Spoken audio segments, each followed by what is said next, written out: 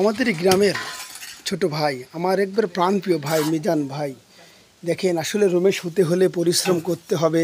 আসলে একদিকে নিজে পরিশ্রম করতেছেন, অন্যদিকে কিন্তু একটা লোক যদি নেওয়া হয় 700-800 টাকা দিতে হয়। মিস্ত্রির না বাদি দিলাম কি জন্যে, যে মেন হেড মিস্ত্রি তার না এখন বলে দামটা একটু বেশি, ছোট হোক আর বড় হোক, এটা আমার বিয়াই, ছোট হলে কী হবে দাম একটু বেশি। বিয়াই আপনার এখন কত দিন? 850 টাকা দিন। তাহলে হিসাব করেন দাদা ভাইয়ের সর্বোচ্চ 600 টাকা দিতে হবে। নিজের ঘর, নিজের এটা রুম, নিজে কাজ করতেছেন। আসলে নিজের কাজ নিজে করলে শরমের কোনো বিষয় নাই। আসলে আমরা একটু দেখি যে দাদা ভাইয়ের হলো দুইটা ভাই, কী সুন্দর দেখেন, আলাদা আলাদা। এইটা হলো আপনার ঢোকার জন্য গেট বলি আমরা, এটা গেট। পড়ার ঘরটা ইনশাল্লাহ দেখাও, একটু দেখাই। ওইটা হলো বেডরুম, এটাও বেডরুম, কিন্তু অ্যাটাচ কোনো বাথরুম এখানে নাই, কারণ গ্রামের মানুষ বহু জায়গা আছে, ওই যে দেখতে পাচ্ছেন আরও বহু জায়গা আছে, ওইদিকে অ্যাটাচ বাথরুম করে নেবে। এইটা দুইটা রুম, এই একটা রুম, পাশে আর একটা রুম, এই একটা রুম, মোট 4টা রুম। এই একটা রুম দেখাই আপনাদের, এই একটা রুম, এটা হলো জ্বালানা। আর এই যে রুম দেখতে পাচ্ছেন, এইগুলো হলো রুম, একটু দেখাই। এই যে রুমগুলো হচ্ছে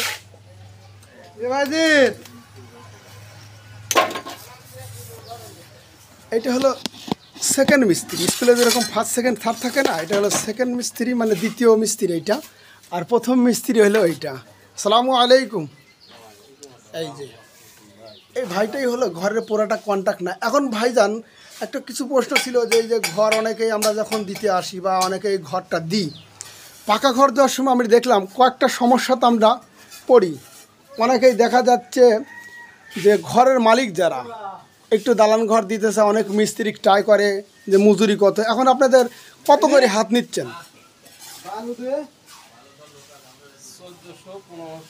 1400-1500। আচ্ছা, এখন আলাদা কোয়ালিটি এলাকা বুঝি দাম, সমস্যা নাই। এটা হলো হাত, আমরা যেটা বলি এইভাবে 1 হাত মাপা হয়। এই যে দেখতে পাচ্ছেন এইভাবে 1 হাত মাপা হয়।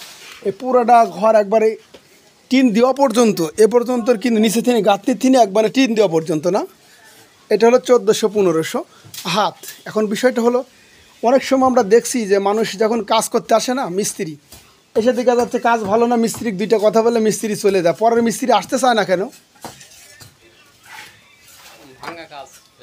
এই ভাঙ্গা কাজ জন্য আসতে চায় না। তবে আসলে আমি মনে করি, বা যারা আপনারা কাজ করেন, দক্ষ লোক দিয়ে কাজ করতে হবে। দক্ষ লোক ছাড়া কাজ, আসলে একটা লোক কিন্তু দালান ঘর একবারই দেয়, দ্বিতীয়বার কিন্তু দিতে পারে না। একবারই এসে যদি দেখে যে বিপজ্জনক ইট এদিক ওদিক, মানে গাঁথনিটা যদি সুন্দর না হয়, যে কত সুন্দরভাবে গাঁথছে দেখেন, গাঁথনিটা কত সুন্দর। এই দিকের গাঁথনিটা যদি দেখাই, দেখেন কত সুন্দর ইটের যে গাঁথনিগুলা। আসলে অনেক সময় আমরা যারা ঘর দিই, এই যে এত লক্ষ টাকা খরচ করি, আমরা কিন্তু বারবার চিন্তা করি না যে ভালো মিস্ত্রি কোথায় পাবো। ভালো মিস্ত্রি যদি না হয়, আপনি কিন্তু ঘর দিলে আপনার ক্ষতি হবে। এখন আঁকা বাঁকা যদি হয়, পরে দেখা যাচ্ছে কি যে আপনার বাসায় ঢুকলেই মনে হবে এখানে ভালো হলো না, ওইখানে ভালো হলো না, কি মিস্ত্রি ঠিক করেছিলাম। দাদা ভাই, এসব কথা বলার আগেই ঘর যখন প্রথমে গাঁথবেন, যাকে দিবেন দেখে শুনে মিস্ত্রি দিবেন, না হলে যোগাযোগ করবেন এই যে ভালো মিস্ত্রি। তিনি যদি না পারেন অন্য দেখাবেন। ইনি আত্মীয় স্বজন, এনার বাড়ি কিন্তু অনেক দূর। ভাইজান, আপনার পরিচয় যদি একটু দিতেন, বাসা কত দূর? নাটোর ডিস্ট্রিক্ট, গুরদাসপুর থানা, নাটোর ডিস্ট্রিক্ট, বিলহরিবাড়ি। বিলহরিবাড়ি। আপনার মোবাইলটা নাম্বার যদি একটু বলতেন, যে আপনার সাথে যোগাযোগ করবে যে ভাই আমার ঘর দেওয়ার জন্য। আপনারা কি সাদ দেন? সাদ ঘর? হ্যাঁ, সাদ দিই। তাহলে একটু মোবাইল নাম্বারটা একটু বলবেন ভাই। 01777626396। একটু আসতে বলবেন, মানুষ অত জোরে কানে লেয় না দাদা ভাই। 0177762626396। এই নাম্বারে যোগাযোগ করলে আপনি ভাইজানের সাথে যোগাযোগ করতে পারবেন।